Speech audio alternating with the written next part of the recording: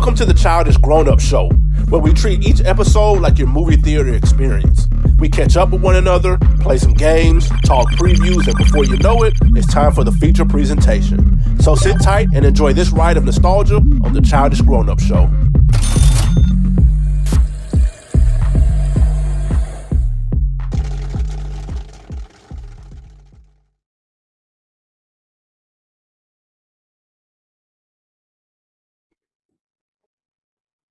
Welcome back to your favorite day of the week, your favorite show to listen to on your favorite day of the week. This is the Childish Grown-Up Show. I am Mo, aka Mo Cucino. I'm not alone. I am here with my two wonderful hosts, Ash Bash, Mia B. Ladies, how y'all feeling? Feeling pretty good. Well rested, ready to go. Feeling good. Been a long, busy day, but I got some energy. Yeah. Yeah, no doubt. And we are excited to be back. I mean, again, this is our dealer's choice rotation, even though it's ironic that there still happens to be a theme loosely. That's just the chemistry that we have built on the Childish Grown-Up Show. So y'all keep that in mind. Also, on the front end, we will be doing the voting next week. So y'all stay on the lookout for what we're going to be posting on the Instagram page, the Childish Grown-Up Show, no spaces. And it'll also be on our YouTube feed. I'll try to post it a few times so y'all get y'all votes in. I will tell y'all the movies again, just since y'all already here listening. And then after that, y'all be prepared for it. So after Ash picks her movie, I'll bring it up again and we'll reveal what won in the picks for the viewer's choice movie. With that being said, we do have one comment from one of our people, my man Chuck, Public Enemy B. He did write in. Let me pull this up here. He said, he said, what up, y'all? Great job on the last episode. He said the 3v1 was a top tier moment. And then he goes on a little further about like some information to get us like on like YouTube Music app and stuff like that. Stuff I got to follow through on, but yeah, he said that was a classic, a great moment there. And I think those tend to always be the good moments when we disagree. Oh man. And shout out to Ray again, our big cousins. Like shout out to her. She did her thing, and she hung out with us, and we was there for a while. We was there about a little, like 2.5, and she hung out with us for quite a while. So that was dope to just, have her over and kick it with us one time for the one time. So again, shout out to all the Stoop kids. With that being said, our Childish Grown-Up moment. Ash, I'm gonna throw the ball in your court first. Sure. Yeah, we had a family movie night, and you guys know I sent a picture in our group chat with the peanut butter bars, the zebra joints. And I was looking hard for them, but I couldn't find them because I didn't recognize that wrapper. So I feel like they keep changing the wrappers, so it's harder to find. And I only got one bag, so I'm really tripping on that. Like I killed them like in 2 days. You did used to blow through those. I forgot. That was like your thing for real, for real. They're fire. I forgot about that. They remind me of a Chico stick, just a softer version. You know what I mean? It's a little more, definitely crummy though. So be prepared to get the crumbs going in the bed if you getting your snack on. But we did watch Zootopia 2, and we enjoyed it. It was like we had our little, we were in our loft. We popped our popcorn. We had our snacks, and we got the surround sound set up in there, so it sounded like we at the theater, and saved some money doing it at the house. Hey, come on now. I'm always here for the buck. Anthony had a good time, and yeah, we enjoyed ourselves. What y'all think about the movie? I think it was good.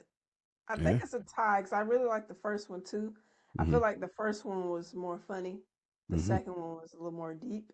So I think it's a tie for me. It just depends on what type of vibe I'm in.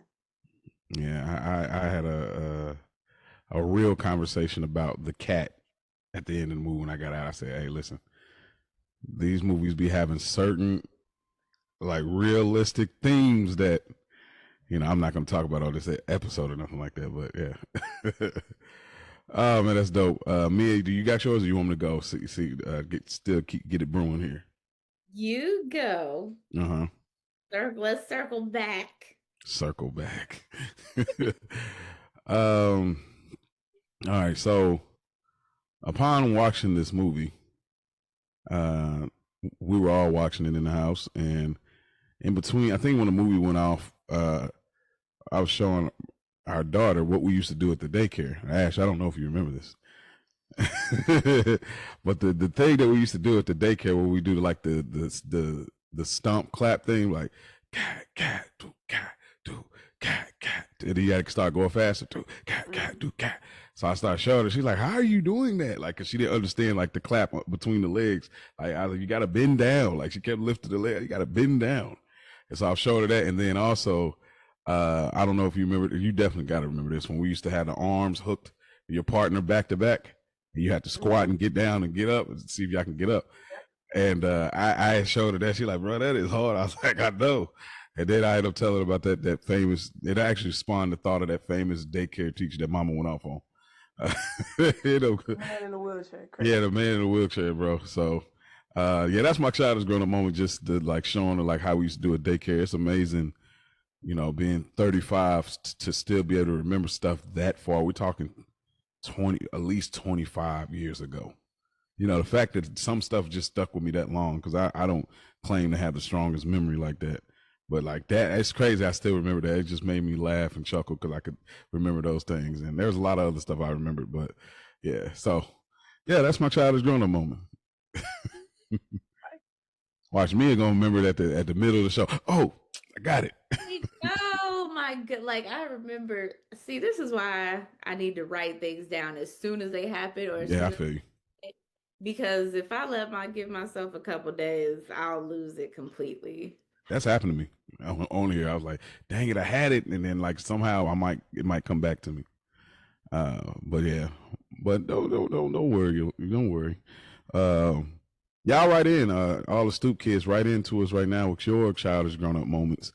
childishgrownups3@gmail.com, or hit us up on our Instagram page. The handles and all of that is in the description. So share with us. Again, we're in a new year. We're excited about being in this new year and doing new and fun things. And hopefully we got an announcement coming up soon here on a collaboration of an episode, but I won't speak until it's confirmed.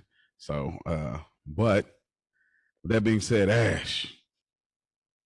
All right, y'all. It's time for the Flash with Ash. I know you guys are so excited. We do have some trivia today. You know, gave y'all a bye week last week, so now we're back to the trivia. But I think these are pretty simple, so I think y'all should do well. And these are from movies, so we're going into the movie bag. So this is Boys in the Hood. In Boys in the Hood, what neighborhood does Trey Styles grow up in? Watts, South Central LA, Compton, or Inglewood? Watts. How you feeling about that? It's either Watts or Compton. Well, Watts was where Baby Boy was, right? Because it's like, I feel like Watts was like where Baby Boy was. South Central, obviously South Central, and then Menace to Society, they was in South Central, wasn't they? And what's the other two options? Watts, South Central, Compton, and Inglewood. And Inglewood is the wood. They all I'm going Compton. I'm definitely going Compton. Well, you know what? Okay, hold on, because okay, I'll say Compton too, because it was a toss up between those two, and I feel like I might be getting mixed up with something else. All right. That is incorrect. It was South Central LA. Ah, man. So damn. So let me check Menace to Society. Were they in the same?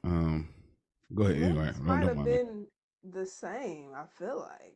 Yeah, because some of them are in this. A lot of this is gonna be either Compton, Watts, or South Central. I haven't seen a movie about Inglewood specifically other than the wood. Yeah. Which is more accurate because Inglewood is the hood, but it's a little bit different. Like it's not quite as, I feel like this is does this tie into like the picture that you sent? Yeah. That's is that what it is? Is it something like that? You just made me think about that, like if it was tied into. Oh man, that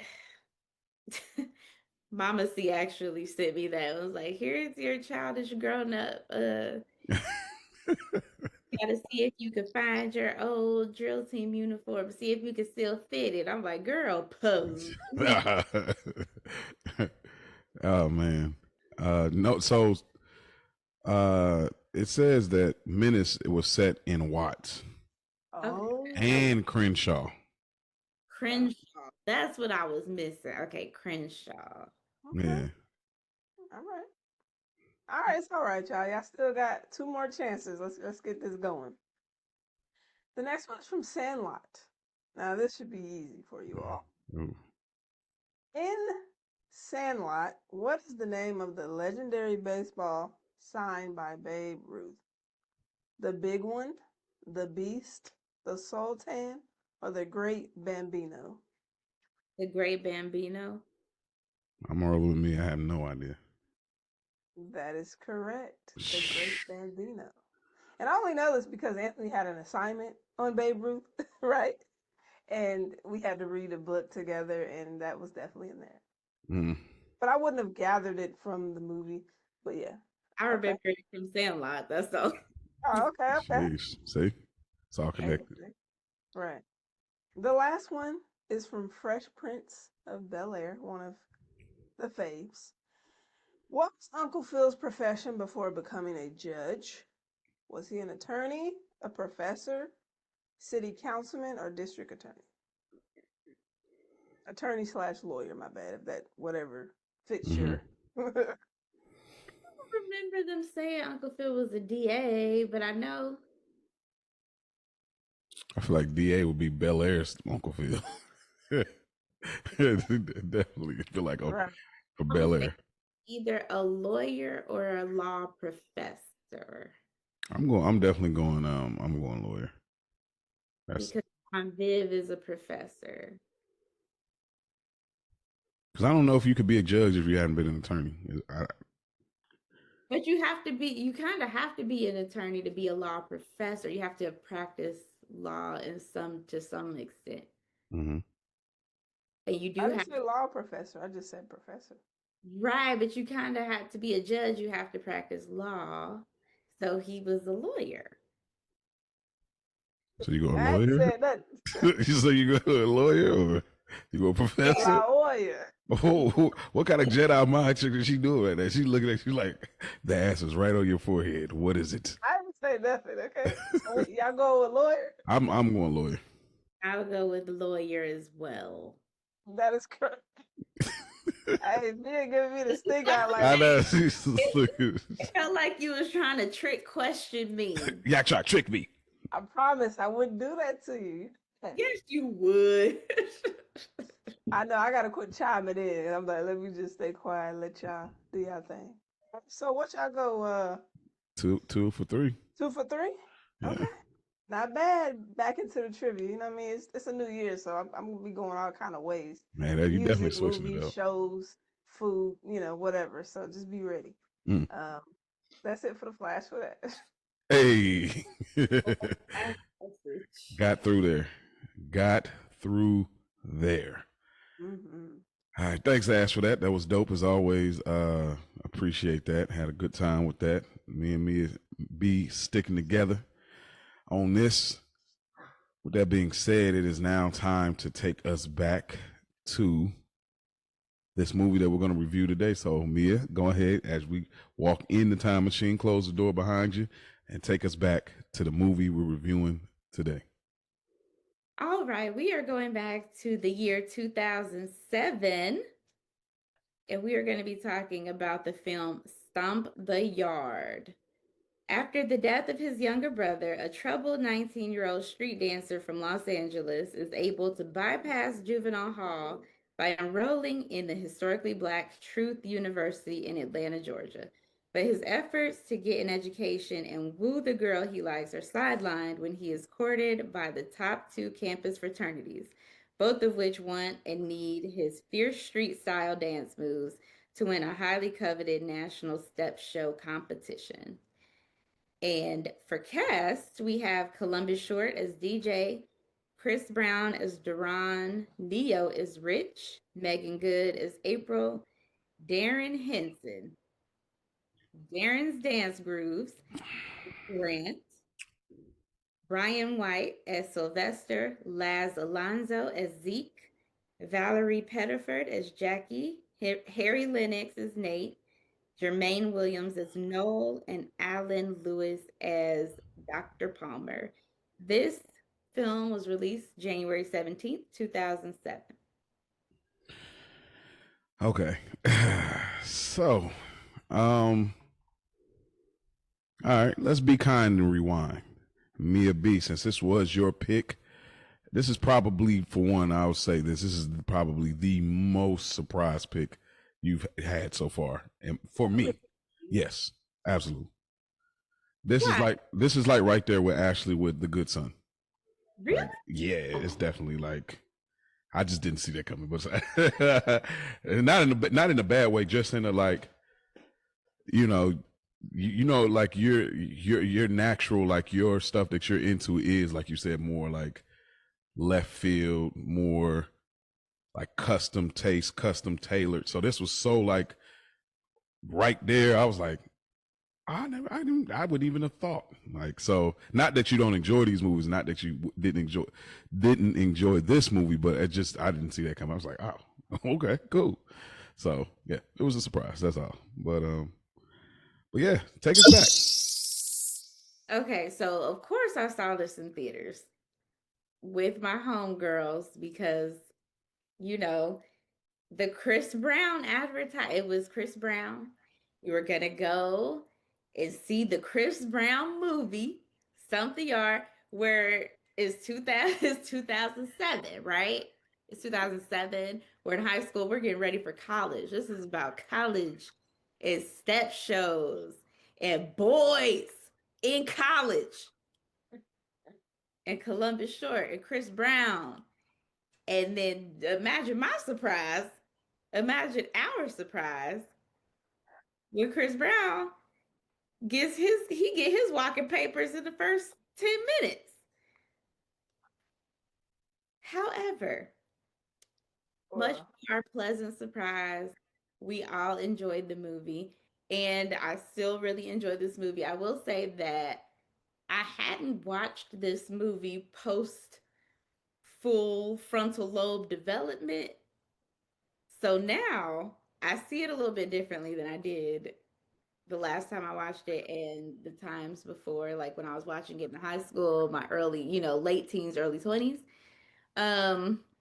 Because I've always thought this was such a good movie. And I still think it's a good movie, but now with like my cinephile eyes and my grown-up eyes, there's some real eye roll moments in this movie. But I still enjoy it. I still enjoyed it. Okay. All right. Ash. Yeah, it took me back. Again, I watch this pretty often, I would say. Not like necessarily seeking it out, but if I see it, I'll tune in. But similar to me, I saw this in theaters. This was just like our You Got Served experience. I went with my same girl cousins that I saw You Got Served with, and my brother and boy cousins of the same family. We were all in attendance for this movie. Again, why the boys went to see it, I have no idea. Could be the Chris Brown thing too, just a fan. But it's just funny how we all end up going together, the boys. Y'all really be the biggest haters, but they be still showing up. So I think that's hilarious. But I remember me and my girl cousins, we were at the bottom of the theater. Like, we didn't have any good seats. I remember I was so mad because, and this was a great escape, bro. That's oh, wow. Yeah. And we were at the bottom. It was only a few seats left, so we were like looking up, watching it. I was like so irritated. I kind of had to be on the lean when I watched it, but you know, it is what it is. It was a debut, like Mia said. Chris Brown finna show out. The whole previews. Oh, Chris, his first movie, we got to lock in, and then of course we get hit with the ultimate pump fake. Chris is not the main character, and he is, like Mia said, he got his walking papers early. I was so mad, dude. And so you did kind of get discouraged, you know, like, but it still had a lot of heavy hitters. But again, we're thinking about Chris Brown. Like, I didn't know, first of all, I didn't even know Columbus Short could dance. Like, I never knew that was a thing. What, girl? I really didn't. I did not know he was a dancer. So you didn't recognize him from You Got Served? I didn't. He was the one that Raspy did the flip on, right? Yeah, I never. Omarion did the flip. Oh, Marion. Yeah, I never paid too much attention to that. Cause I'm like, before this, what did we see Columbus in? Like, was there something that, you know, that I would have known him from? Cause that's why I think I didn't put it together. I feel like maybe I've seen him, but I don't recall being a fan of his until after this. But yeah, so, but yeah, watching it this time, it was still a good watch. Had some quotables in there, you know what I mean? Easy watch, really a layup, to be honest. So, yeah. Yeah. For me, watching this back in the day, like Ash said, like it was like why we watched it, but it's a cultural thing where it's like we were dancing, you know what I mean? Like that's a part of it. We were dancing, we like music. It's culture, it's teenage culture a little bit to us at the time, Black culture. So it was definitely a must see. Of course, Chris Brown has been like he was brewing. I mean, he was like he was up at that point. But yeah, so for me back then, I didn't really enjoy this movie that much back then. Hold on real quick. Little man must have hit the lights or something. I was about to say, he's got the little mini co-host in there. Right. Bring him on. Bring him on. But yeah, I didn't really back then. It was cool. I remember like our cousins and everything. They was quoting it and everything. They really liked it. I didn't really like it that much back then. Like in comparison to You Got Served, and then just because I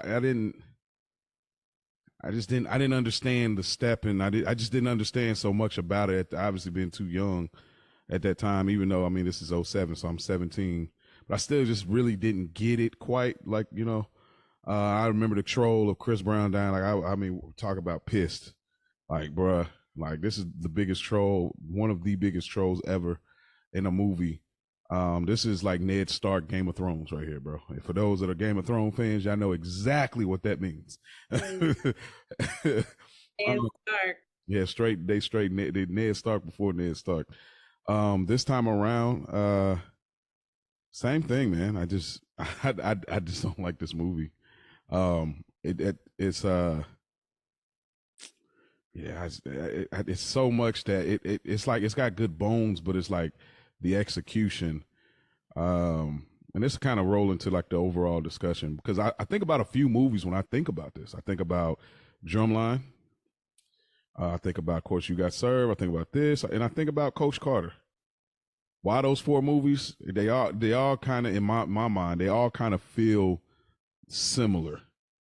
Different style of execution, but they just all feel similar in a certain way where it's like they could be great, you know what I mean? But again, Coach Carter is obviously the best of all of them, but it's like it's teetering something, you know, I don't know. It's just teetering something that's like not fully there. It's like Luther curl. It just ain't quite curled over.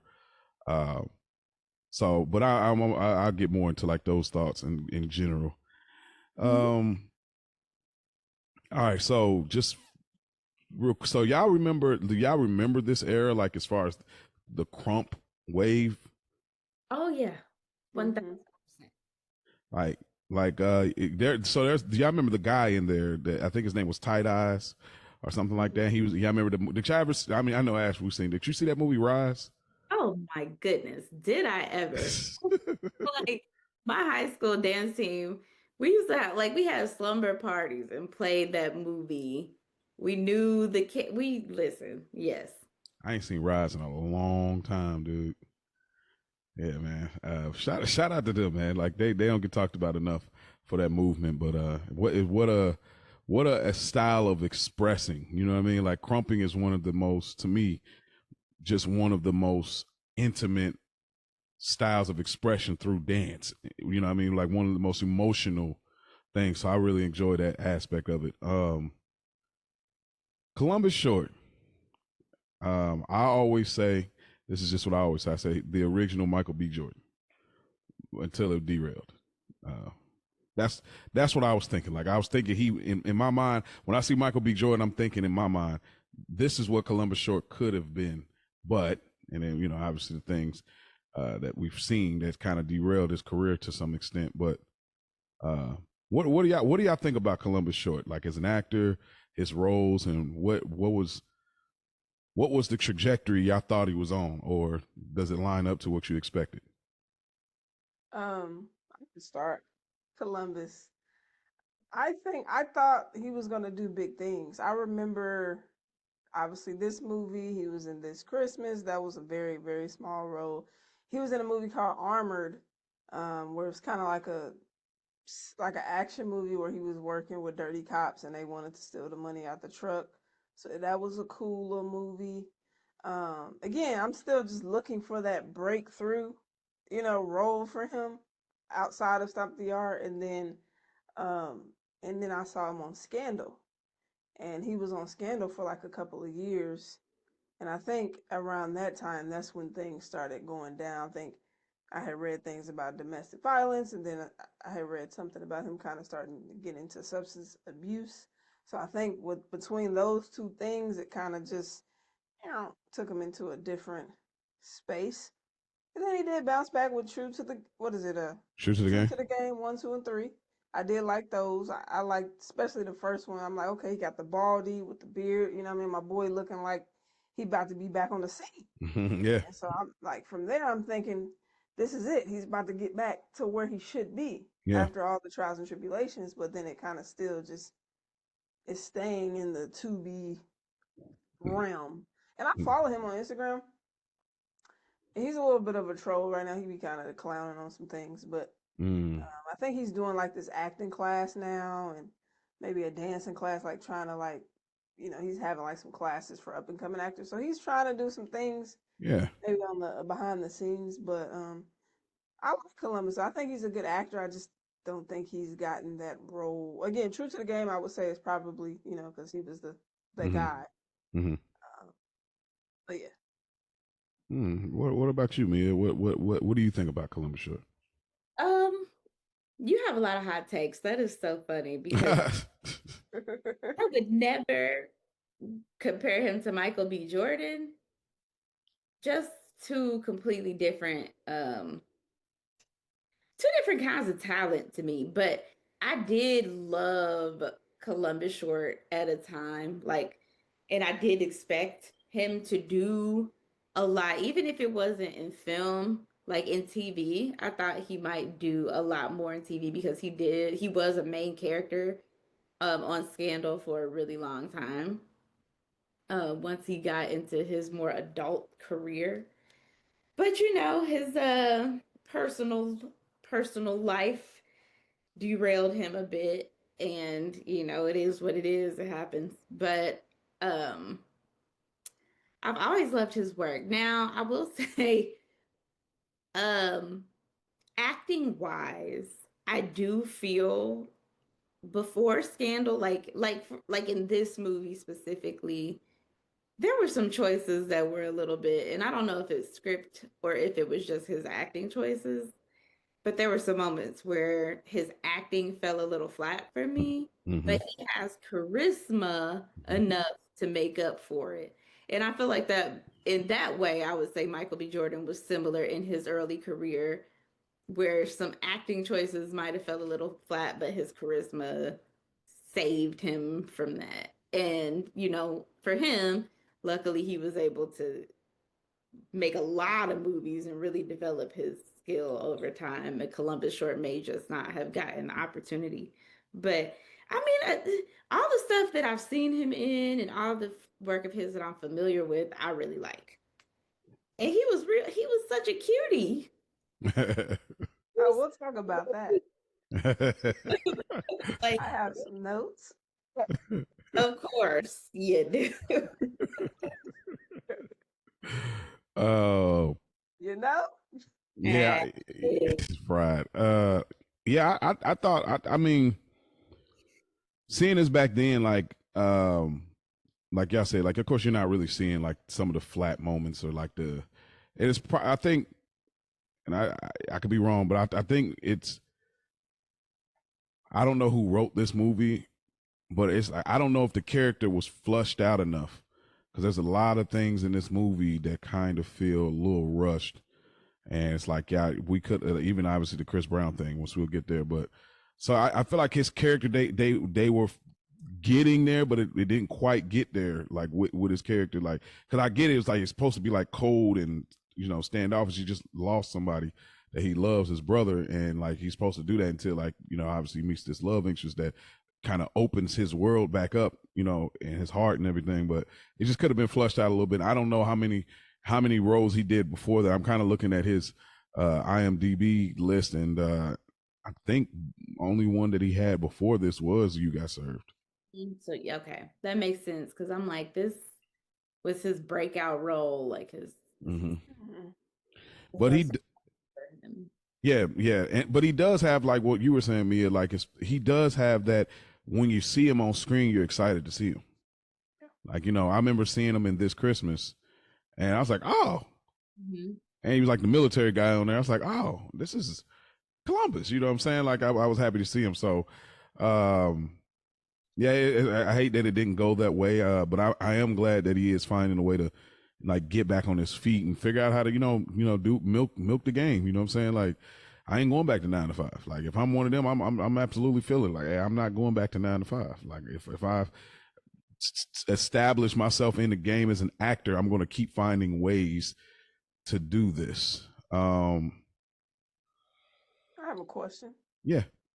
Do you think he's actively seeking work, as far as, like, say, some of these bigger films that have these male leads? Do y'all think he's going out and auditioning for some of these, but just not getting the part? Or do y'all think he's really just cooling, really? Like, do you think he's still, well, he's doing the acting class, so I would say still inspired, but I just be curious, like, are they actively, like, auditioning for, like, some major pilots coming up, or, like, do you feel like, you know what I mean? I would venture to assume that he has an agent. Might, like, call him, like, ooh, there's this role, you should, you know, send in an audition tape for. I feel like if he's still interested in acting, I'm sure he's auditioning for stuff, but, you know. Yeah, I mean, yeah, I think so. I mean, after reading that, you know, Jaleel White book, I mean, I forgot what role they had for him, and then they ended up going with, he turned it down. Oh, this is crazy. Jaleel White had the role. He could have been what Anthony Anderson was in Malibu's Most Wanted. So remember him and Taye Diggs, they were like the actors from Juilliard playing Hood. So they came to him first, but he thought it was like he you know, he didn't like how it made black culture look. He thought it was, and then also being known as Urkel, he felt like that make him look even more like a clown. And then the movie ends up obviously doing numbers. I forgot where I was going with that. I was saying that to say something else. So yeah, back Columbus. So yeah, absolutely. I think if you know, once you're an actor, always an actor, until you get to like Jack Nicholson's stage where he's like, bro, I'm good. Like I'm good. Like I ain't looking to do nothing like in that regard. But I think, yeah, you want to actor, always act. You're always looking for those opportunities. You know, it's a lot of auditions, and a lot of times you don't get called back. A lot of failed pilots, that happens all the time.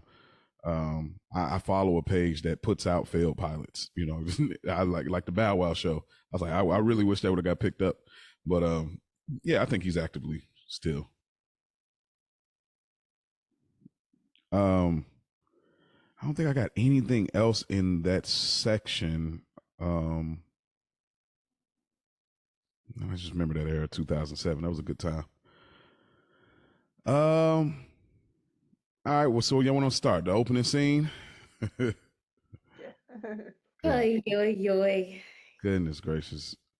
Well, go ahead. You want to get into it first, Mia? Yeah. So again, the Lord have mercy. Okay, y'all. Goodness gracious. I don't even know what to say.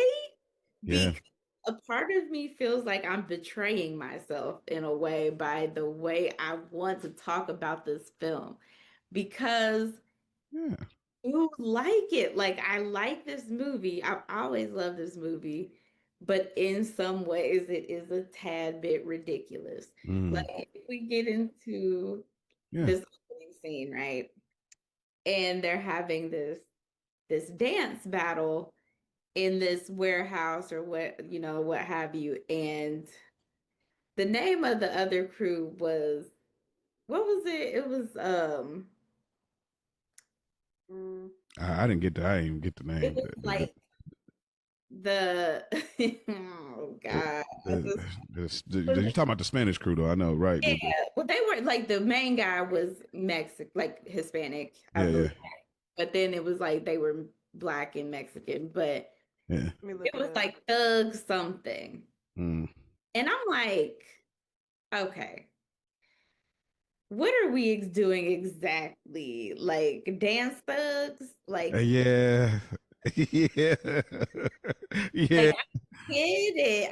I get that we're in the hood. I get that there's money on the line. But I ain't never in my life. And I lived in LA. I foo-la-la'd around in Inglewood a little bit for about 5 minutes. But I ain't never in all my days met no teardrop tattoo dancing thugs. Like, I've never seen it. Now, I'm not an expert. So if somebody begs to differ, please get in the comments and tell me I'm wrong. But that was my first thought rewatching this for this, to take notes, because you just be watching a movie because you love the movie, but when you take notes on it, it's like, all right, now we really about to go there about this. Now, the only reason I shoot at bail is because there was money on the line. Yeah. And, we have to have a catalyst for the whole drama of the movie. But and then, okay, one more thing, and I'm gonna get out y'all way. Can we talk about the editing in this movie? All of the slow-mo in the dance scenes really started to piss me off. Oh, really? I'm not gonna hold you. Like, I love a good dance film. I love a good dance scene, but some of it just got to be a little bit. It was a little OD for me. Like, some of the editing choices during the dance battles. Like, which one do you think the slow mo didn't fit? So I really enjoyed the slow mo on Chris Brown's arm stand. I feel like that was a great choice. The Columbus one? No. If we're talking about editing choice, like for the end of the movie, like that final step battle, the only one that kind of blew me for real was the dance groove. There was a few of them, actually. He hit the hula hoop knees. Listen, when Darren's Dance Grooves was doing his solo in the red tank top, and he was stealing DJ's moves, and he did the little, the little bring it around. and they had him in the slow-mo. That really made me mad. It made me so mad. But back to the beginning of the movie. This movie, I think it's pretty understood. It's gonna be kind of all around. Which is fine. That, and then when they did the TNT and Columbus Short jumped and he was flying in the air. Okay. And I was like, y'all really doing it looks great for like a photo op, but I feel you. I'm like, they're editing this movie like Armageddon, or yeah, that was pretty wild too. That wasn't the one where they were going into the explosion, right? When him and Neo did that. Yeah, well, yeah, I thought he had jumped to spread up like yeah, he had to jump in the air. He was flying across the stage, and under him, and it was like a very crouching tiger, hidden dragons. Yeah, it was like definitely real kung fu-ish, like.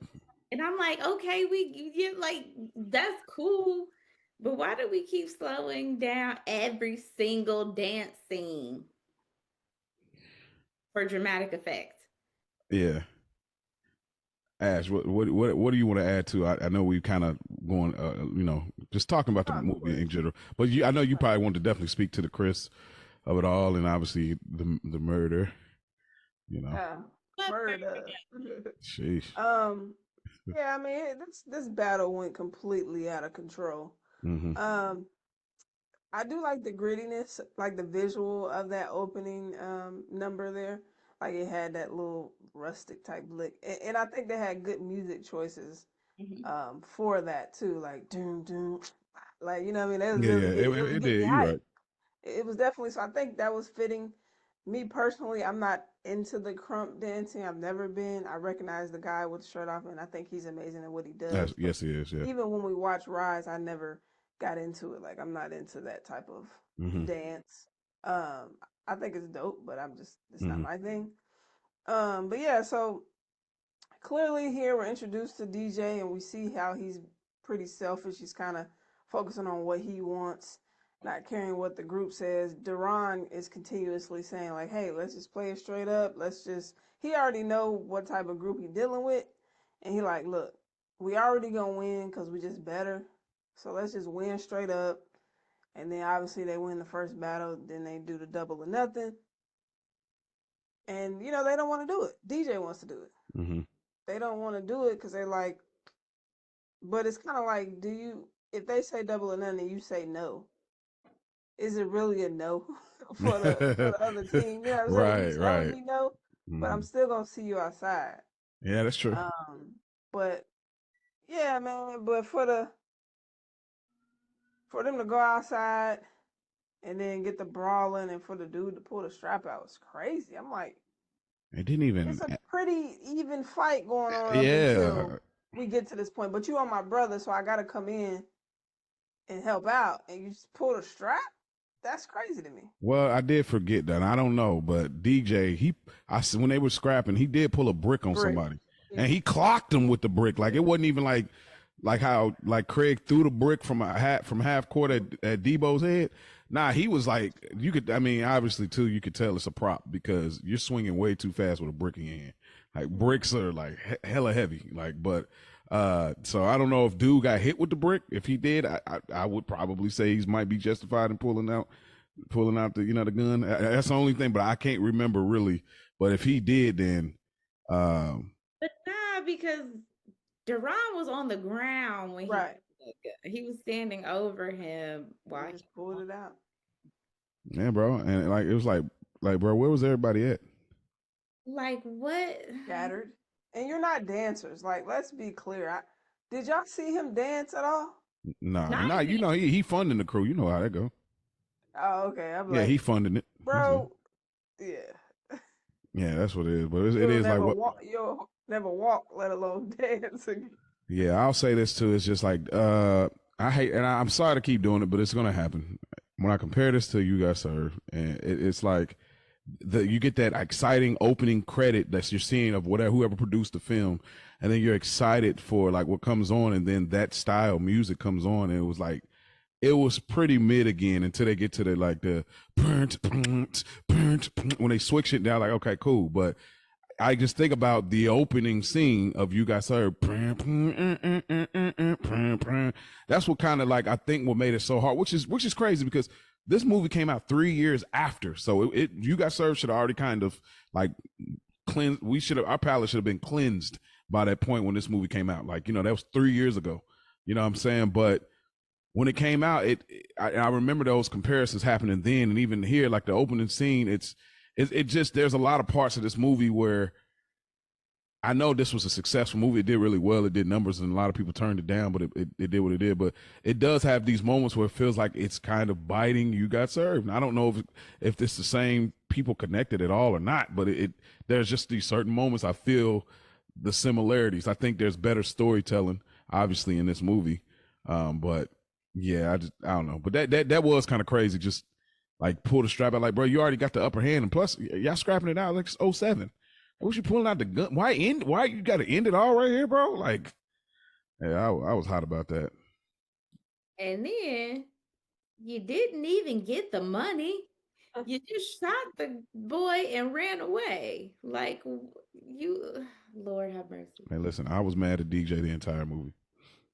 Like, I ain't gonna even lie. Like, I was mad then, but got over it. This time I was like, bro, forget this dude, bro. Like, that just because, like, he tried to tell you, bro.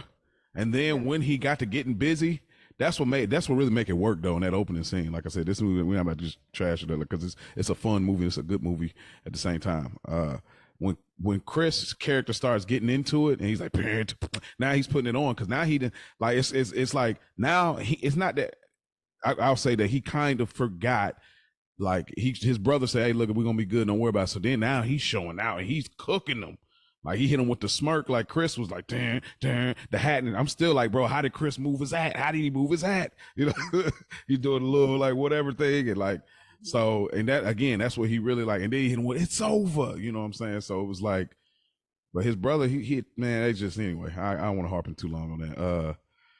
So, but he eventually, has to go, and I mean, after one little fight, my mom got scared, says, you're moving with your auntie and uncle in Bel Air. He moves out to Georgia with his aunt and uncle, and his uncle is his mom's brother. And that's a little bit of a challenging relationship at first. He's working with him. I guess this is a part of keeping him out of jail. Is that what the understanding is? Okay. Or to go to college? I feel like it was kind of like you're going to either end up dead or in jail if you stay in LA. Okay. Oh, okay. So that was LA. Okay. That makes sense. Yeah. The crew now makes it LA. So he was charged, right? He was convicted. What did he get? Girl, that's another thing. That's another That was a felony, right? I'm like, what did you get convicted of? What did you get arrested? They never said what the actual charge was. It was just, I was arrested because I was in a fight and my brother died. Arrested for? What were you convicted of? What are we talking about? See, I'm getting mad. I see what you mean. This is where you're right. When you're watching, just viewing, you fluff over it. Whatever, we get it. They found out his business. But when you're, like you said, when you got to take notes, it's like, There's some holes here. Damn. Because you definitely wouldn't be in college. Yeah. And how old was he? Like, how old was he? They said it was 19 in the synopsis I read, but I think I may have seen one that said he was 18. He was 18 or 19. Because they was just drinking. I mean, I get it's college and people drink, but I could have sworn I seen somebody like purchase beer. I'm like, what? He was, but you got to remember, he was younger than most of the people he was with in the movie. Like, he was the kid. He was that kid. He was younger. Okay. He was a 18, 19-year-old freshman. All of his friends were like upperclassmen or had been there for a year or two by the time. Okay. But yeah, so he's moving in, we see kind of like, we could talk a little bit maybe about that relationship of what do you think it is with DJ, his aunt, his uncles, and all of that. And then also I want to talk about him, and I didn't get Megan Good's character's name. April. April, DJ and April's relationship, and obviously Darren's dance grooves in between that, So, his name is Grant. Grant's Grant's dance moves. I know you be sick and tired of me. Now now you got me on the way. Now I'm saying it like. Don't play now my I rock with him. I think he's a great actor. So, but like this movie is, it's perfect for this though. All right. You gotta let it live for this one. But anyway, right. Go ahead, Ash. So, what? So you want to do you have much to say? Look, you have much to say at all about DJ and his aunt and uncle, or him and his uncle relationship, or that? I mean, really, not really. Yeah. Not really. I think the uncle. What was his name? I thought it wasn't Hank. What was it? Henry. Wait, Rod, don't let me. Who? Nate. Oh, okay. I was way off.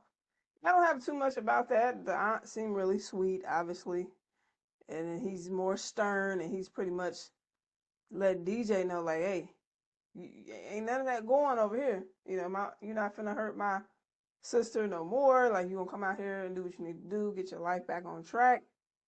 Yeah. It's the typical, dynamic, like, not for the games, very alpha. Mm-hmm. This is my household, and this is what you're gonna be doing while you're under it. So, yeah, I don't have too much about not right now with the whole. We'll find out later. Yeah. I mean, well, yeah, I don't either. I mean, it's to be expected. Like, if I'm the uncle, I'm very upset at DJ because I had two nephews. You know what I'm saying? Like, and now he's gone because y'all doing your stupid ass dancing. Like that's how I would be looking at it. If I'm looking at you crazy, like, bro, come on. But so yeah, so let's cover the storyline of DJ and April. So he sees her, and he just kind of keeps trying to track her down. Now, this obviously, again, this is where I say it feels like, you got served. Same thing like Leah, and even a little bit of Drumline-ish, a little bit. Like, I hate to keep comparing it, but this movie just feel like it was biting so much, bro. But listen, no, I feel like I see more parallels here, like in the April and DJ thing from Drumline. But okay. I feel like I don't even feel like it's biting. I just feel like this was the formula for all. Oh, it was the formula? Okay, that's fair. That might be the better way to put it. Like, it was that was the formula. You have your introduction to them doing the thing. Yeah, okay. And then a big scene at the end, a girl in the middle. Like, yeah, that's true. That's true. That's fair. Yeah, I think you're right on that. Yeah, because that's normally how it goes. Every 4 years, people kind of go with a trend or style, and their movies reinvent, and everybody gets on. Yeah, you're right. Yeah, that's probably the best way. But I'll say this: how ironic this movie, in comparison to Bring It On, how Cliff didn't know Torrance had a boyfriend, mm-hmm. and she was giving him some attention, and then in this, DJ learns that April has a man and is still pursuing. Yeah. But yeah, I'm just saying you can do better. Okay. But yeah. Hey, good callback right there. That's fire. Mm-hmm. I thought about it while I was watching too, because I wanted to see what you was gonna say. I wanted to see what you had to say. Who me? Yeah, you. Oh, nah, he was dirty macking all the way. Like I just don't. I just don't care for. I don't care for DJ ever since that day. Like, it just, I never. This never recontextualizes because they don't give us enough to, like. I think the movie thinks it's giving us enough to, like, root for him, like, later in the movie. But everything he does to me is just, he's so disruptive. Like, we don't, if we knew a little bit more about him and his brother's relationship, we get a little flashback. We get a little Jason's Lyric flashback with him and his brother in the cornfield. And then we just come back to this, and we don't get a whole lot of backstory of, like, was good kid, bad kid, this is just a one-off thing. Like, we get none of that, and then everything he does is disruptive. He's going against his uncle because it's obviously he's going through stuff, and he macking an old girl, and he's cutting people in line, he's in the middle of the stroll, and he like, I mean, again, he's young. He don't know, like, as far as certain things, like, you don't know that type of culture and stuff. But and then when you do finally get on the step team, like, you already telling him, like, bro, y'all losers. This is whack. Like, bro, like, hold up, bro. Like, everywhere he goes. So for me, I mean, at the end, of course, he does come like, hey, man, you've been waiting 4 years for this. Like, this is your moment, which was a very selfless, and I was very appreciative, and I think he learned from it. I'm just saying, as a viewer, I just, they didn't bring me to a place to really root for him because I didn't get enough on the back end, like on the backstory end of it for me. I agree with that in the sense that had they shown more of a like character arc in him, like his motivations for even pledging in the first place were so unclear. It was like he was super against it. He thought it was only about um stepping until April told him to go to Heritage Hall, look and see, all of the history on the Divine Nine. Well, in this movie, obviously, it's not that. It's because the two fraternities are fictional, but the what was in Heritage Hall essentially was real history about Black Greek letter organizations. And so he saw that, and then we see him pledging, but we don't really get a sense of what his like motivations are. It's like we know he didn't want to go to college. We know that I feel like there were probably a lot of deleted scenes in this. Yeah, maybe. And a lot got left on the cutting room floor because there are pieces of the story like that I feel like are missing between with us finding out that Duran was the one who really wanted to go to college. Yeah. Or finding out, or like the in between time of DJ deciding he wanted to pledge. And like what made his decision so easy to choose Theta over, Mu Gamma, other than the fact that he just didn't like Grant or whatever. But like, I just feel like there were pieces missing that made it hard to connect with DJ's character. Yeah, it's like we had to put it together ourselves. Because to me, I think he went with Theta because, like, after he did go to Heritage Hall and the way Sly Sylvester was presenting it to him, like, I'm not kissing your ass. I'm telling you, this is a brotherhood, lifelong. And then Zeke, they were more so just want you to step on our line. You'll have a high paying job when you get out. It wasn't really. It was just like they really want you on the line, not more so like the brotherhood and the the relationship building, and it was just like yeah, and I want you on the squad. I see you and I want you. Right. So take a big whiff. Oh my god. That's terrible. The callback. Missy's the poo. That's good. That's good. That's really good.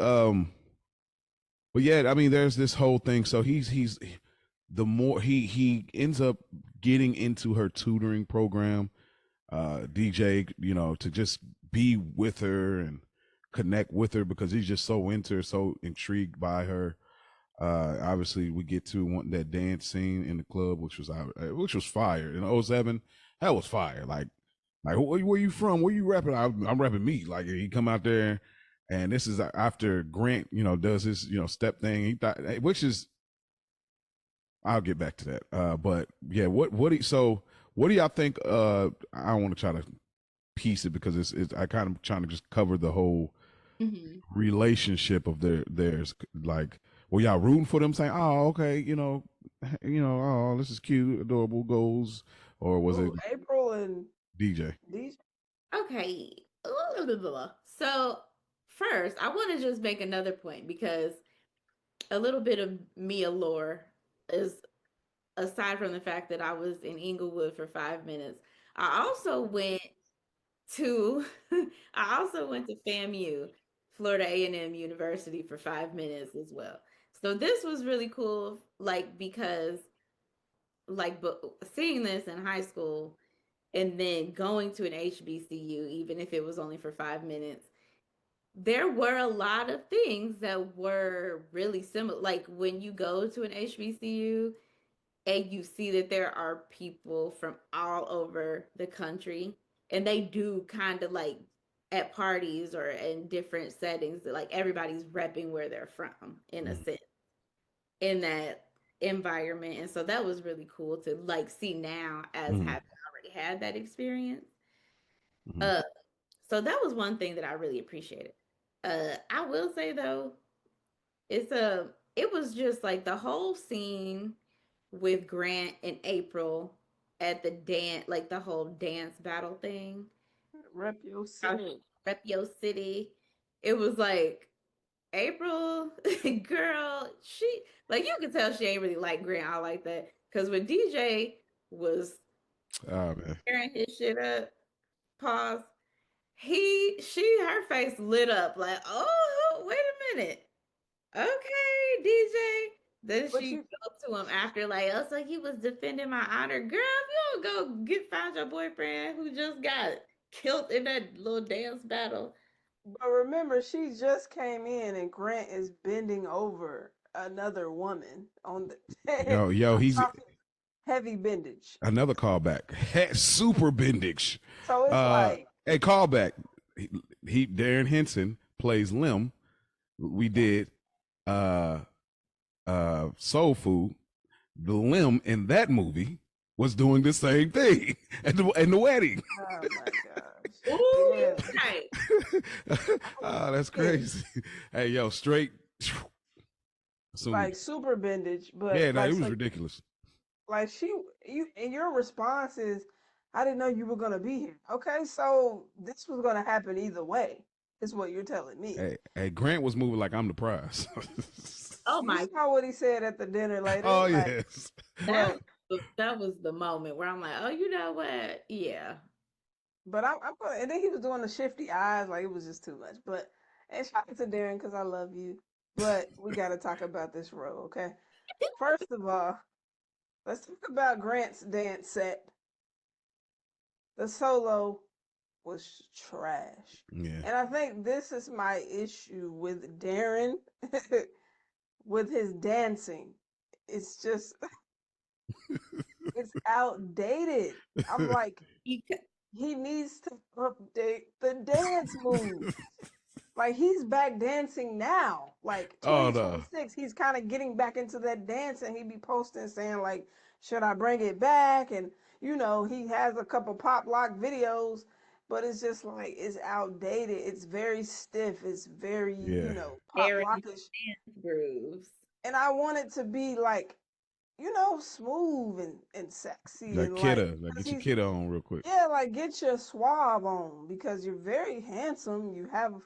We're not gonna get into all that, but like he's very handsome and he can dance. But it's like let's loosen it up a little bit. It don't gotta be so pop locky. You feel me? Like, and he's just so used to that. And I didn't like it. Yeah, he dances ultra muscular. Yeah, it's like a very muscular dancing. like, yo, relax. Hey, you would think he was like a bodybuilder the way he be moving, boy. You would thought like he had all that under there, like the traps and everything, the way he was moving. Hey, listen. You see the people on Instagram doing the fake run and stuff. You would thought he had the traps and everything, bro. Like, yo, chill with the hat was huge too. It's like you had this big. Everybody had big ass hats in this movie. That's 2000s for you right there, boy. DJ, he come out there and he do his solo. He kill it and making fun of all the other cities and groups and added his own little flair to it. You know what I mean? You could tell this ain't his first rodeo. He does this. You know what I mean? Of course, I like his. I like the rep your city blast. That whole little scene was really nice. Yeah, I love that. That was really dope. Tired of Neo kept talking about. This my roommate. Like he kept saying it 2-3 times to try to like, cause it gets to a point like pick a side. Like, are you DJ or Grant? Like, cause it's like you try not to ruffle feathers. Like, oh, no disrespect, but this my roommate. What? No. Yeah. The reason I chew him some bail for that is because again, these are upperclassmen. DJ just got there. He probably knew Grant already. Like, you know what? Like, I don't got no beef with you. Like, I see you around. You cool. But this is my this is my roommate. I gotta live with this nigga now. Yeah. We just like keep it. Can we keep it cute? Yeah. I guess that's fair. And I mean, it's it's well, yeah, we to assume Neo's character was like not a freshman. Or, No, he wasn't a oh, freshman. okay. Yeah, he wasn't. That was just kind of the hardest part for me. Like I couldn't get a track on the ages here. And speaking of our man Darren's dance grooves, like that was like back in the day, that was like an issue. We were just like, bro, you're clearly not a college student. Because if DJ is 18, that would make you. And again, they tried to kind of I will give them some credit. They tried to write it in like, oh, he's on the 6-year law program. So I was like, okay, that gives him 24.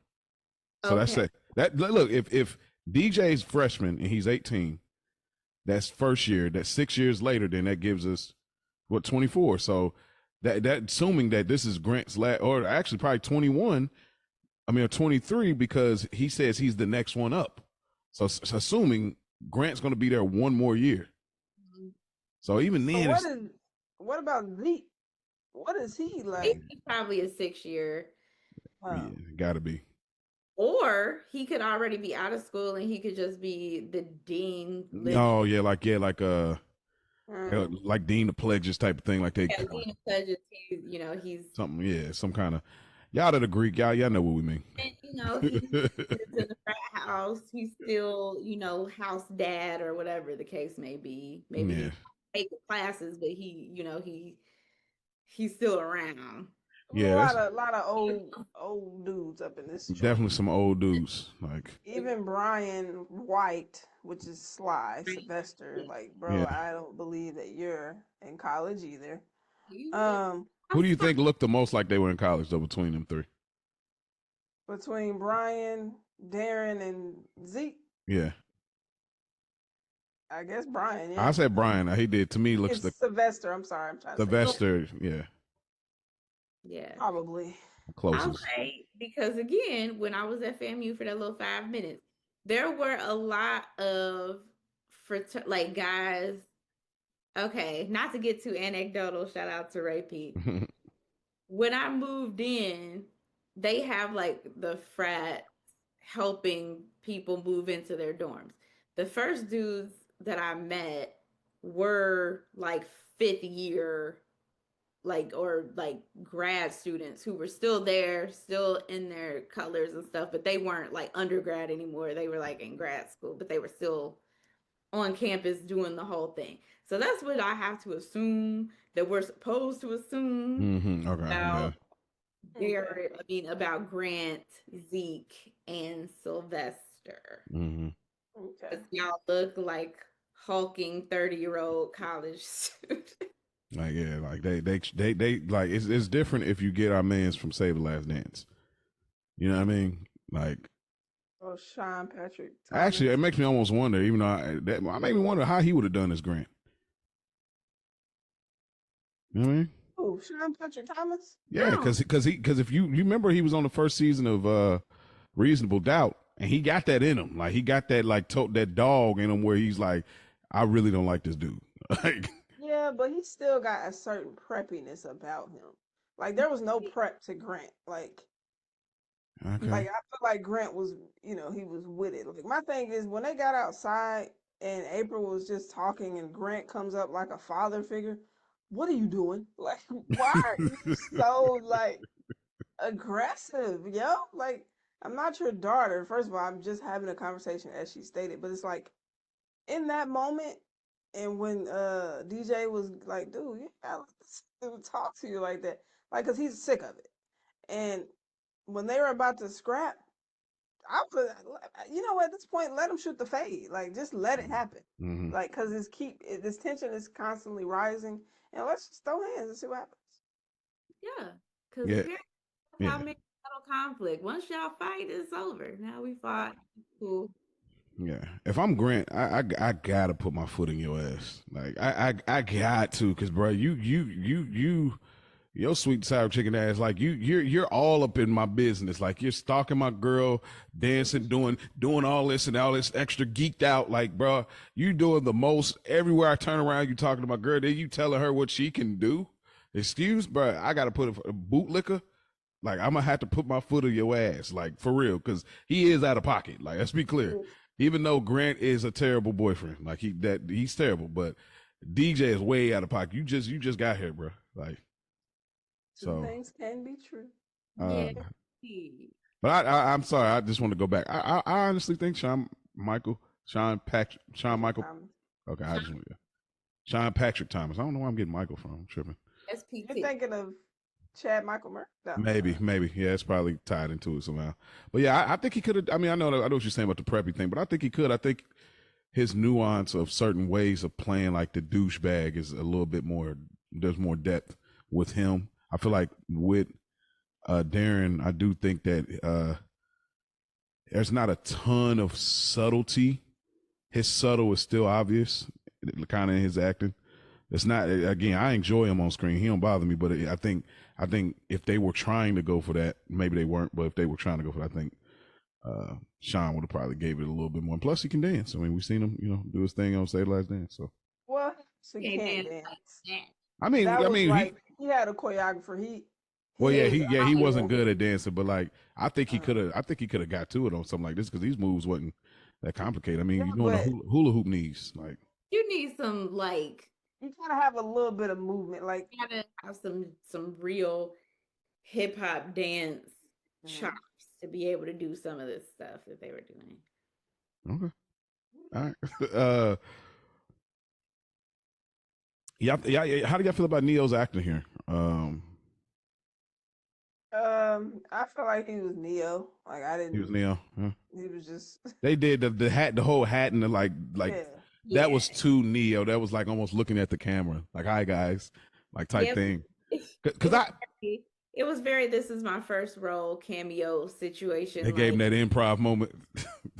Just let him do his thing because it's That's one of those ones like that part wasn't in the script. Like, yeah, obviously. It was fine too. He did. He thought it was like it was the first time we seen Neil without a hat at that time. You are hilarious. No, he thought he was I'm just not attracted. I'm sorry, it's just me. He said, I thought this was universal. Like, right, my bad. I'm sorry. I go back to the way you like it. But the consensus was show of hands. Let's just say that we knew who we was there to see. And you know what I'm here for. I think now, I think, he's definitely gotten his look together. He's found. I think he's found his style. He's got some facial hair going. I'll still pass, but I see it getting better. There's been some improvement over the years. There's a market for it, but it's just there's a market for it. There's a proof of concept. But he got 4 women, or he got like he got a lot going on right now. Like, but he somebody like. But I do think that I actually thought his character was good, and I actually wonder why we didn't see any more like acting from Neo, or maybe he has and I hadn't seen him. I was just really curious. I don't know if it was just really difficult because sometimes artists like me and Ash have had conversations about Chris Brown. Like he talked about the process of like acting versus making music. Like we know Chris Brown can act.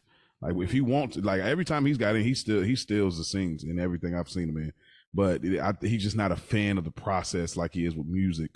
And I wonder if Neo had that same experience because I liked him in here enough. And I don't know if he was in the second one. I'm not watching, obviously not watching it, but I don't know if he was in the second one or not. But it's just something I think, I thought he was cool. I thought it was cool, and it was dope to see him being able to challenge himself as a dancer in this movie because he was doing more, his normal style was like more Michael Jackson, real smooth, like smooth criminal type stuff. So it was good to see him like really having to get into it. Anything else y'all want to talk about? Obviously, the love story begins to grow, and she's no longer with Grant, and her and DJ are finally doing their thing, and Grant sees him pull up with the whip, you know what I'm saying, a lawnmower, and she roll out with him, and then there's this interesting thing that happens, and y'all just respond. There's an interesting thing that happens about him dating, who is it? What is this guy that hurt? I think he was. You said the dean? Uh-huh. Yeah, so the dean's daughter, and then there's a connection to his uncle and the dean from back in the day, which I think his wife was the dean's girl back in the day or something like that. It was pretty much a parallel to the whole DJ Grant April situation. Mm-hmm. His aunt Jackie was dating Dr. Palmer until his uncle Nate came to, do his landscaping, and she met him and said, bye-bye, Dr. Palmer. And then now she's with, and he was still holding a grudge about that all these years later. Mm-hmm. But that was kind of making me mad when DJ did find out. He was like, "You stole this girl," and it's like, don't be the kettle calling the pot. He made me mad with that little comment. Like, boy, bye. Tell me, I wish you would have told me, and it wouldn't blow up in my face. If I told you, you weren't gonna pursue April, right? Like, you would have. You're still gonna pursue her. Yeah. That has nothing to do with anything. You knew she was. It has nothing. She was the dean's daughter, and so I don't. Like his reaction there was crazy to me. Mm-hmm. But I gotta rewind just a tad. Yeah, go ahead. When Columbus came in on that lawnmower with his shirt off and almost hit April, we have to talk about the physique. The fact that when he got off of that lawnmower and that posterior was straight up and down, like the fact that his body was amazing. I've had no idea. I'm like, first of all, I don't really know who Columbus is at this point, right? So we're introducing, you got the nice smile, you whatever. And then your shirt is off. And I'm like, it's definitely like an 8-pack. It's crazy. Because also we get to see it one more time when they're on the hill and they're doing their theta thing. Like, very, very good shape. And I just wanted to say that, like, the physique was top tier. So let's just be clear. This is what we were going to the theater to see. This is why we showed up. Let me clear. I don't care what they're talking about, stepping, dancing, whatever. This is why we're here. This is what we showed up. We seem to see these men run across the screen topless. What are we talking about? What are we talking about? Exactly. Practice? We talk about practice. This is the whole point of the film, if you ask me. This is why I didn't realize how many things about this movie I didn't like until today. Because I was not watching for the plot for real. I was watching because it's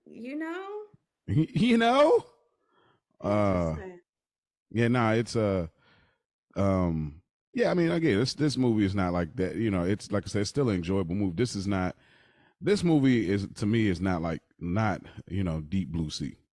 Because Deep Blue Sea was like totally different. This movie is still the same as how I remember it. So nothing changed from my thinking for it. I was open to it, but nothing changed. So it's a movie that I know why people like it. I see why they enjoy it. It fits this era. It doesn't have to be any deeper or more serious or anything than it is. It's not necessarily meant to be. But I just personally, it's just, when it comes to this style of movie, I guess, so within that, and obviously working towards the rehearsal, the stolen steps, and obviously, and again, Ash, anything that we missed out by any means. But I guess it's like where the core of this movie is, this is kind of supposed to be a dance movie. It's in the title, Stomp the Yard. I guess, and maybe it's just my ignorance, I just don't have the appreciation for step as a style of dance. They kind of get away from the crump and get to the step, then they try to kind of implement it back into it a little bit. And it's like, that's supposed to be like drumline. It's the drums, you know what I mean? It's like that whole, like the drum and the halftime thing. That's the big, same thing when you got served, terrible story, but the dance, like, and the music is like, do it for Lil Saint. You know what I'm saying? When we get to this, it's like, I never quite got that, like, the end was really close though. Like, I will say, like, the end was getting really close. Like, when they going head to head, I'm like, finally, like I said, that's what I'm looking for. You know how I like it, baby, straight hood. So uh, yeah, I mean, so, but yeah, whatever y'all want to get into before I kind of get us to the obviously the last scene of this. Oh, the criminal thing. Like, so I guess we talked about it or whatever, but he was on pretty much have to get out of school or whatever. But yeah, but anything else y'all want to talk about in regards to before we get to like the uh climax of the film? I mean, just to recap, like, yeah, um, Grant is a hater. Boy. Dr. Palmer is a mu gamma, so he went to him, hey, look at this. He has a criminal record. Let's get him kicked out of school because he's dating April, blah, blah, blah. You know, he gets him put out, but then April finds out everything and he decides to reverse it because he doesn't want to lose his daughter over, you know, this decision. Mm-hmm. Bada bing, bada boom. Very quick in the movie. That all happens within like a matter of 10 minutes. But ooh, see that comeback though, like you said in 10 minutes. But see that comeback didn't fit. Like you remember how it felt when Nick Cannon's character got to come back to the line for that. Like that was like the momentum was like, oh, like he was like, man, I look forward to, like Dr. Lee, I look forward to doing it next year. He's like, bro, hey, if you suit up, you want to do it now? It's like, what? You're like, oh, here we go. We getting to it now. You know what I mean? I served in that final battle where David and Elgin danced together against two separate crews. Dan. Big payoff, and this didn't really feel like a big payoff because you know the stakes were different. You know, okay, that's true. It was like he got put out of school yesterday, and she's here today telling him that her dad changed his mind, and it feels like it happened so fast. Whereas in Drumline, he had been kicked off the thing for a minute. He was helping them come up with their whole show. David and Elgin had been apart for a good little minute. Facts. So it's like different. Like there wasn't as much of a payoff for him getting to go to the step competition. However, I appreciate that he was able to do it. Yeah. It just, and then okay, I have to say this because it bothered me back then and it bothers me now. I feel like that when he was telling April about, you know, everything I touch, you know, go like whatever he said when he was telling her that he felt like it was his fault that Duran died. And she was telling him to let it go and he started crying and she hugs him and she says, I love you. That really just felt so, it didn't feel earned to me. Like I didn't feel like we earned an I love you. Like I felt like we earned the hug, we earned the moment of, you know, compassion. But when did y'all fall in love for real? Like I just don't feel like we got enough to feel like it was, you know, like at that point, she broke up with Grant. Y'all went to eat fried chicken at his aunt's house. And then, I mean, she rode on the tractor. So it was kind of like y'all was just now getting to be together out and free. So yeah, the love part was kind of crazy. I'm mad at it though, because I mean, you can fall in love. We didn't get to see it though as the viewer. Like we want to see the development. They're college kids. They fall in love in 5 minutes, and we have to believe she was fooling around in his dorm room a lot. So say, and they probably but they probably were intimate as well, which can enhance your feelings and expedite things sometimes as well. I mean, he pulled up on a lawnmower like that. That's where that all just like popped back up in her head. I feel like. Listen, I mean, he had. All right, let me just chill. But it's what y'all were saying about Drumline and You Got Served. They were passionate about what they were doing. Like, so I think for DJ, he wasn't necessarily passionate about like stepping or pledging or like, school. Yeah, he's kind of living some of his brother's dream, I guess, as far as like he wanted to go to college, which we found out we didn't know if he would have been stepping and doing all that. But so I don't think it was the same passion there for him as it was for like Nick. You know, all he wanted to do was, you know what I mean? I can't read music. I ain't trying to learn, but I know I want to go. Mm-hmm. I'm trying to, you know what I mean, do my thing. So I will say that on that, and then what was I gonna say?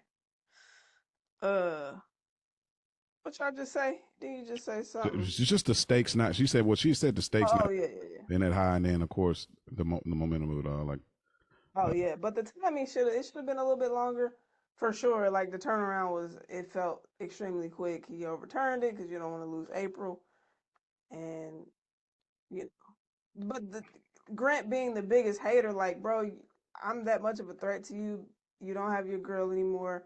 You're researching me. You're having somebody record me in the pool freestyling. First of all, I'm a dancer. Like I'm a ball player. Like we do this for real. That was a freestyle off the cuff. You mm-hmm. think I ain't got more moves? So when he did pull that out, and I know you finna go into it, but when he pulled that move out in the finals, that you thought that was going, I'm finna win. Oh, I got plenty more moves. That was literally off the cuff. He Like wasn't even I'm phased by it. That's the part that was at all. like his There face. was no There was reaction. no, yeah, like He just looked at it. He was like, "Oh, one word, like He like, you think those are all my moves? You think that's all I know how to do?" Exactly. which now back then it was supposed to feel heavier, but again, when you get that, hey Sonny man, what's up? You get that scene, then bang, boom, boom, boom, da, da, da. They're still in our moves. He sold us out. Sonny sold us out. You get that like, dang, bro. Even though the betrayal makes no sense at all, why Sonny did it, we've talked about it, but at least the betrayal felt like, oh, what are they gonna do? And then they couldn't do nothing but the sea walk. You know what I mean? Like, cause they literally was just, come on, like, come on, let's get it together now, come on. And it worked for that thing, like, but there was no like, they made DJ so unstoppable in the movie, probably, and that's part of it in some sense. Like nothing stops this guy. Like he's unstoppable, like this whole time. Like he's faced with, I guess, challenges, but it's just I don't know. I don't know. But yeah, I don't, that move. Like now looking at it was like it's cool that he did it. You studied my freestyle, but it was like now looking at it, it's Oscar mid. Like it's right there. And I'm hollering. Huh? That's funny. Yeah, it's Oscar mid. Hey, not too much on Oscar. Hey man. Anyway, go ahead. But I was just gonna say, like, yeah, it just felt like, and that's why, you know what? I'm okay to wrap this up because a lot of the rest of the stuff that I have to say about this For the later section. That later section in our pod. But I will say the one last thing that, so we get to the end and they have this step battle. I want to give man, and that's why I don't know what else to say because a lot of what I have to say was stuff that not that I didn't like, but that I just felt was a little bit over the top. Yeah. And I guess I have to just let that be movie magic. Yeah. And maybe, I guess there's always a place for some movies just don't age well. Like some movies are just movies of the time. And I think this might be that case, just like you said, like that's a formula back then. This might be the same case for, it doesn't age well. This is not like this is not a bona fide classic. This might be like in the sense of some people might look at it as a classic dance movie or maybe a classic in the like cult classic of the era of dance movies. But like this is not like a bona fide where it's like, oh, it aged so well, like a Boys in the Hood. There's constant commentary. And I think there's a place for that. And I think maybe the more we getting through this review and kind of landing the plane, I think that might be a part of it. It's like, okay, it's just some movies don't age well. It's just a sign of the times and it fit for that time, maybe. I want to also point out that I'm not Greek. None of us are Greek. Yeah. And so I do wish we could have had someone who is Greek. Yeah. I guess I could have been Ray or it could have been Rich. Right. And I did talk to Rich about it, but it was for short notice. And I was like, I really wish that you could have, because I like to have some perspective from somebody who is in Mm. a letter organization, because there might be something that we've missed. I Mm-hmm. will say that a lot of my loved ones, and I mean a lot, a great deal of my friends and family are Greek.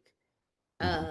I've been very close in proximity to Greek life, and I have a lot of respect for it, and a reverence for what it means. A Mm-hmm. lot of this movie too, I feel like there was so much emphasis on the step that I really wish I could talk, like, that we could have talked to somebody to ask some questions about. Mm-hmm. Yeah. I've been to step shows, I've been to probate shows. There are a lot of inaccuracies here Mm-hmm. where I'm like, I don't think this is just probably not respected by the letters. Like the letters out there, the Greeks. I don't think this is respected in that regard. Ash, anything you want to say about the last scene? Obviously, they go crazy and everything. Anything you want to say before we get into our later section? No, I think I pretty much said what I wanted to say. I enjoyed the last scene, that final Mm-hmm. battle. I think that was really good. Yeah. That's about it. Yeah, I love that. Boom, boom, boom, boom. Oh, oh, I love that. Like they turning it up. I love it. Mhm. All right, I'm gonna throw it back in your court, Ash. Character you relate to or identify with the most. Couldn't find anyone. I was really trying to think all the way down to the wire. Like, dang, who can I relate to in here? But I couldn't land with anyone. So Mia B. I didn't have anybody either. I was trying to look for it in April, but I right. couldn't find anything. I couldn't Yeah, find. we going trips. I got nobody. Like I was like, again, it's just how the storytelling was executed here, where it's, no, we don't get enough. We don't spend enough time with any character almost to be able to relate with. Get to stepping character you could do without Ash. Too much thought into this, but probably that guy that sounds like Kurt Franklin, the Sylvester's second, like he was that guy saying that you didn't see this guy. When he was on We've the been porch. losing. Yes, I said him. Sounds like Kurt Franklin's He hilarious. kind of do, yeah. That's good. Because what you want to do is, brothers and sisters, what you want to do is, Mia. Oh, y'all are so funny. I really wish I would have said him. I said no, even though I really like Noel. Who's Like, no? he Pork was chop. pork chop, extra gravy. Oh yeah, I like no. Yeah. I liked him, but I just felt like the story could have proceeded without his character. Mm-hmm. Um, so it wasn't that he did anything. It was just like, who would be gone and wouldn't necessarily change the trajectory of the story? Yeah. Mhm. I got Zeke. This is similar to our Batman review when we talked about having two villains, with Two Face and the Riddler, and we're like, bro, we really don't need both of them. Like, just like similar to Spider-Man 3. So in this, it's the same thing. It's like we have this moment, this interaction between DJ and him for a moment, but then it reverts back to Grant. So it's like I almost feel like we don't even need Zeke. Like, you know what I mean? He did good. Nothing he did wrong acting wise. You could tell he's an actor. Like in this movie for what time that he did have, and I liked him in it, but we just didn't need him. I almost would like we maybe could have got more time with Grant, like seeing him being this conniving dude this whole time. Like we could have got maybe more time with him to get like whatever, like just. But yeah, we ain't easy. Lines that deserve to be slimed. Ash. But it's kind of like Sylvester and DJ. Like Sylvester's like the head of the Mm-hmm. Thetas, and then Zeke's the head of Gamma Mu Psi, whatever they are. Yeah. And then Grant's like the number two. So it's kind of like, even Yes, though he wasn't, you know Okay. what I I mean? mean that's fair. That's I fair. saw him as he's the villain to Sylvester, and then Grant's the villain to DJ, kind of like. Yeah, that's fair. That's fair. Uh, I probably just wish they would have did more with him, but yeah, go ahead, Ash. Lines. I got a few. Why you acting scared? I'm not scared. I'm not acting scared. I'm acting smart. You should try it. That was from Chris. Mm. Strike three, you out. Period. That was Uncle Nate as he was eating. Um, Get your black ungrateful ass in the goddamn truck. That was the uncle again. Got that one. Yeah. What you think you funny, nigga? Grant? Nah, she clearly does, DJ. I said somebody gonna have to teach you how to talk to a woman, man. DJ. I already schooled you once tonight, homeboy. How many lessons you want to learn, DJ? I knew you was gonna have it. That's why I write that down. That's a classic. No, but that somebody got to teach you how to talk to a woman. Yeah, because it's out of Yeah. pocket. Yeah. That's it. That's it. What about you, Mia? Well, Ash had most of mine. So I really only have one left. And it's just when DJ was talking to April and he said, I don't want to step. And she said, being in a fraternity is about a lot more than just stepping. Mm. And everything else I had, Ash. Yeah. I had that one that she had. The only thing I have outside of that is if you don't come to your senses soon, you're gonna miss out on me. Sorry, just there's another part of me as a writer that just really enjoys that line. Things you would change about the movie or what you feel they didn't get right, Ash? I just put two things after we got to discussing things. Yeah, of course. But I really originally didn't have anything because I like this movie as it is. Yeah. But yeah, if DJ was convicted, what was his consequences? Probation with contingency of going to college. Like what? Because he said his public defender didn't remember his name, so pretty much he was found guilty. But what was the outcome of that? Mm-hmm. And then the dance moves were very mid. Dance / step, like, and I have an issue with dance moves when the choreo just isn't great. It just really bothers me. It's like I'm trying to get into it. The music is right, but the steps are not. They're subpar. So that really bothers me. That's it. Yeah, I think okay. Mia. Oh man, okay. Anything that we didn't talk about that you have on there? Well, I will say that, like, as far as the dance moves are concerned, I think it's hard to turn step into like this big grand, like, it's not the same as dance. Like, yeah, it's really cool when you're at a step show and you're watching it in person, but it's not like this, it's not like a, like cheer or dance where, because you're limited in your moves, which is why it's closer to like tap dancing, like area versus like probably dance. I mean, even though I know it's a form of dance, but like more on that side than it is like, yeah, so I understand what you're saying. Like, yeah, they like, which is why I was just so, like, when they got to that final dance battle or step show, I thought it was really cool, but I did feel like some of it was a lot. Like, where's the budget for all these pyrotechnics coming from? This is a college fraternity step show, and y'all got a box dropping from the ceiling with people in it and explosions and pyrotechnics coming out of the ceiling. Where is the budget for all of this coming from? Where are we getting all this? Where's the smoke machine? Right. It just felt a little bit over the top for me, which again could be a sign of the times, but I feel like they were trying to make step into something grandiose. Yeah. When it's not really that. Yeah.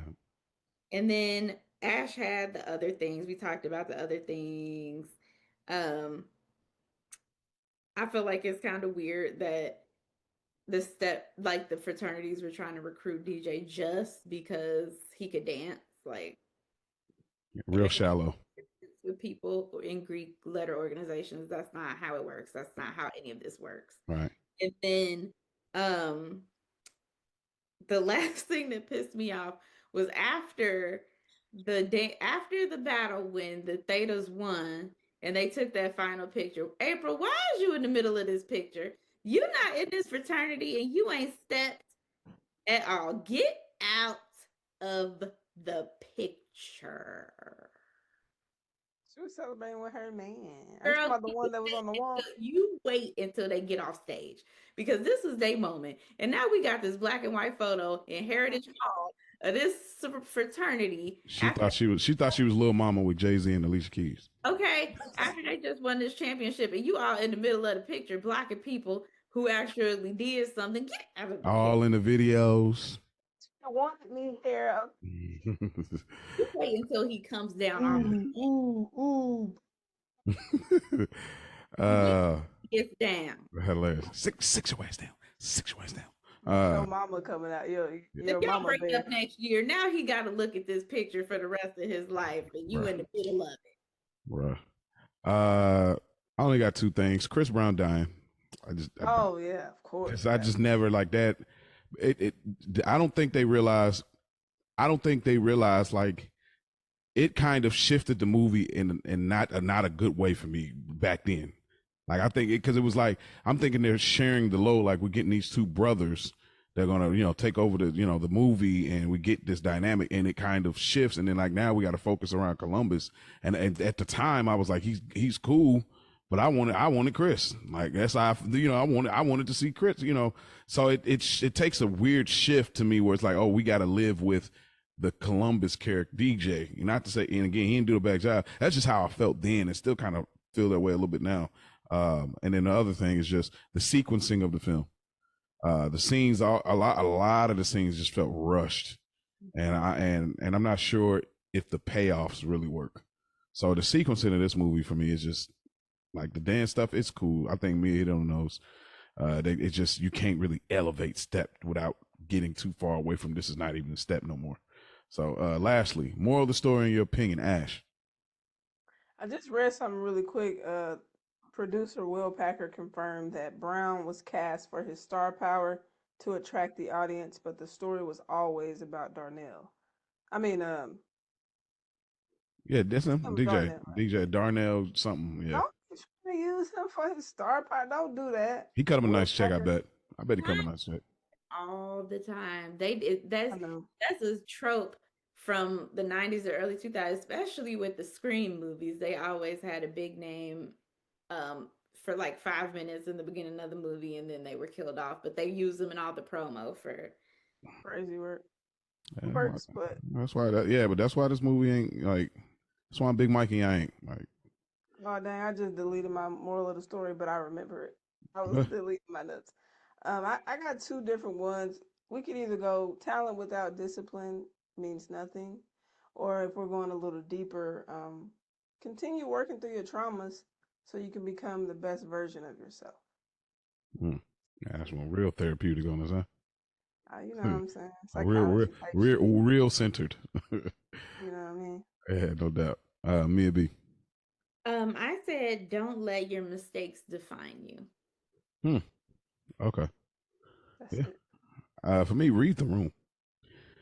That's just a lack of reading the room the entire time. Like you see this Spanish dude with a tattoo, and you see he got tight eyes out there. He got the chick that got the handprints on the booty. Y'all way out. You're out kicking your coverage right now, bro. Like you going out here, you double or nothing, go out here, and now you're scrapping with a brick. Like, yeah, bro, what are we doing? Then you're chasing this girl, hopping over, skipping in orientation, getting in the middle of the Greek line, and you trying to fight people. And you're never reading the room. Like you're just coming in and just say, hey, I'm DJ, get with it. And so for me, it's like, bro, just read the room. That's the moral of the story for me. Like, take a second. It's not all about you, which that was a theme in the movie. Read the room, bro. With that being said, that is our review. That is season 2, episode 9 of the Childish Grown Up Show. Now, as we get ready for season 2, episode 10, the movie reveal is happening in real time. As I always say, each and every episode, we have no idea. We do not conversate about what the next movie will be before doing this. So this is real-time reaction, real-time reveal for you as well as us. And the next pick is on Ash, Dealer's Choice. What you got? Man, the pressure is on. I'm sweaty hands. Okay, so we started in high school with Mia B's picked. Mo's pick. Then we moved on to college. And now for my pick, we're going to head into some grown shit. some real life relationship dynamics, some real issues. So we're going back a little further to 2000. Unfortunately, bro, this is another movie you don't care for, but I think it's going to be some good talking points. Okay. So we're bringing Wesley Snipes onto the scene for the first time on the pod. Oh no. And we will be reviewing none other than no. Disappearing Acts. I knew this was coming. I just didn't know when. I knew you were gonna pick this freaking movie at some point. I had no idea you was gonna pick it at this point. Stress me out, Ash. Oh my God. Be stressed out, Ash. Oh man. Goodness I'm gracious. sorry. Hey, you're right. Stress? You are absolutely right. This is gonna be a really funny episode, I think. Because there's a lot about this movie in my memory already that bruh. Look, like the movie. It's not a good movie. Let's start there, right? Mm-hmm. It's a TV movie. But I feel like it has a lot of things that we can talk about. And I wanted to pick a film that we can really kind of dissect. Because this is real life relationship dynamics. Yeah, it is. It's a deep cut too, yeah.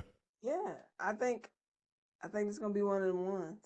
Yeah. What do you want to say about it, Mia? I got something to say as we get it close. Hey, you know what? Listen, okay, let's do this, right?